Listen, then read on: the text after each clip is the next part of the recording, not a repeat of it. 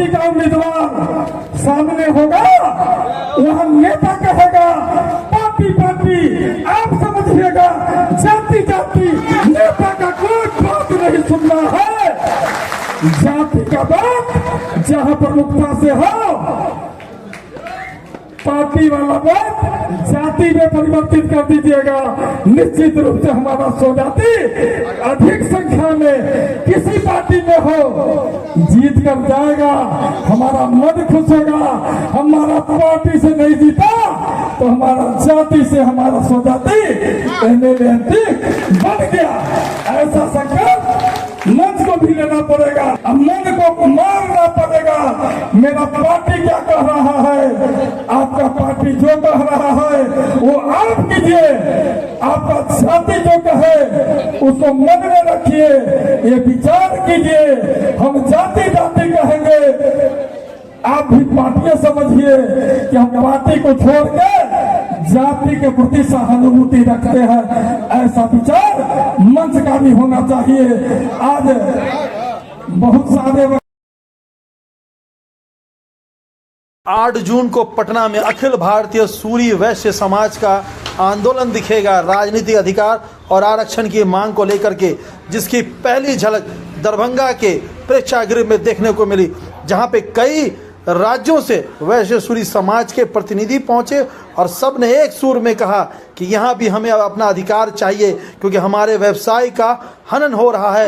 कई जाति कई धर्म के लोगों ने व्यवसाय शुरू कर दिया है। हमारी जो राजनीतिक भागीदारी है वो दिन ब दिन कम होती जा रही है, जबकि हम लोग एक अच्छे खासे पैमाने पे जनसंख्या में है कि कहीं भी राजनीतिक तख्ता भी पलट कर सकते हैं। रैली के बाद सरकार हमें अति पिछड़ा वर्ग में शामिल भी करेगा और राजनीतिक भागीदारी भी बढ़ेगी। इन तमाम कई मुद्दों को लेकर के 8 जून को तारीख याद रखेगा, 8 जून 2025 को सूर्य अपनी ताकत दिखाएगा, राजनीतिक शक्ति दिखाएगा।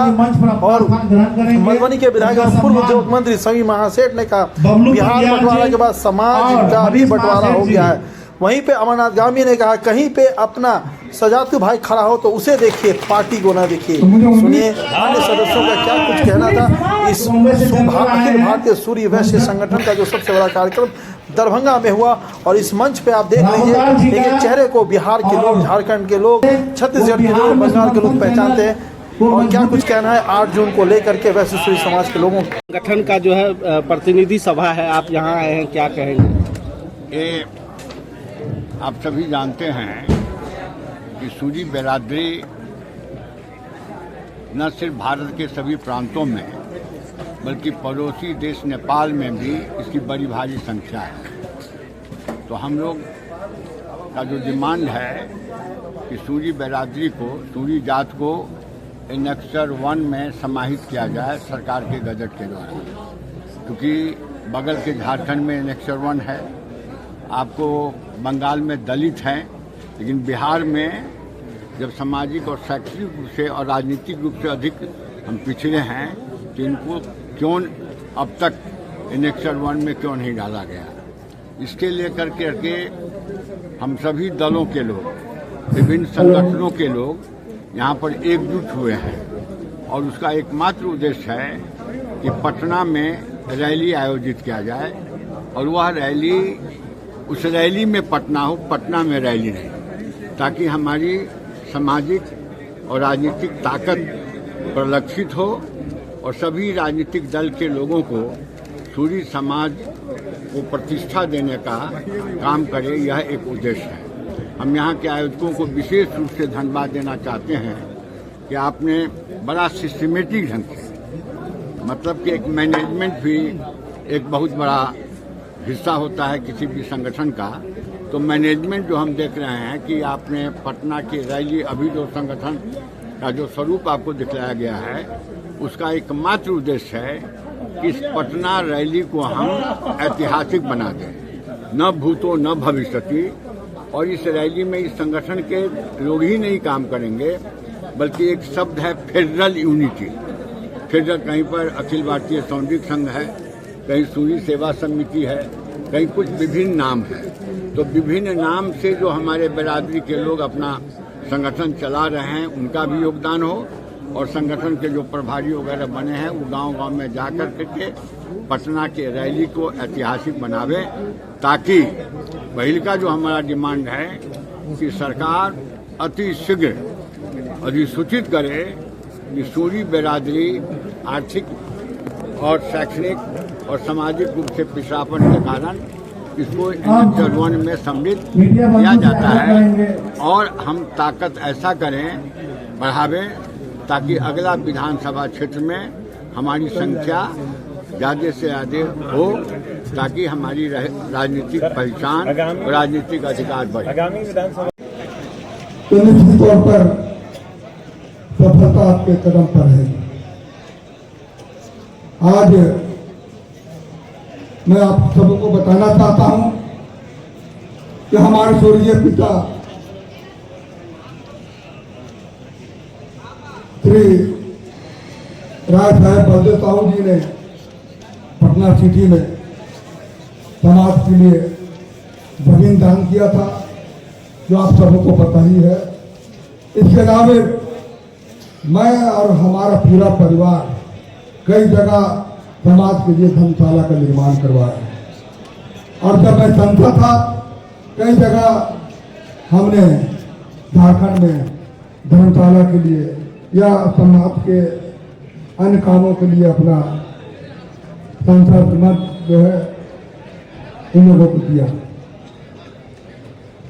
आज हम चाहते हैं कि आपकी बात तब पूछी जाएगी जब आप में ताकत आएगी। हम सबों को आज ताकत दिखाने की जरूरत है। आज अगर नहीं दिखा पाए अपनी ताकत तो हमें पूछने वाला कोई नहीं रहेगा, और हम लोग शोषित होते रहेंगे। हमारे समाज के कई बड़े बड़े मंत्री भी हैं, लेकिन जिस तरह से हम लोगों को भागीदारी मिलनी चाहिए राजनीति में, हम लोगों को भागीदारी नहीं मिलती है। कारण यह है कि हम लोग में आपसी एकता की कमी है। तो हम चाहते हैं कि हमारे समाज में एक एकता की जरूरत है, और आज एकता के लिए आप लोग कमर कसिए, तभी सफलता आपके सामने रहेगी। आज हमारे पिताजी ने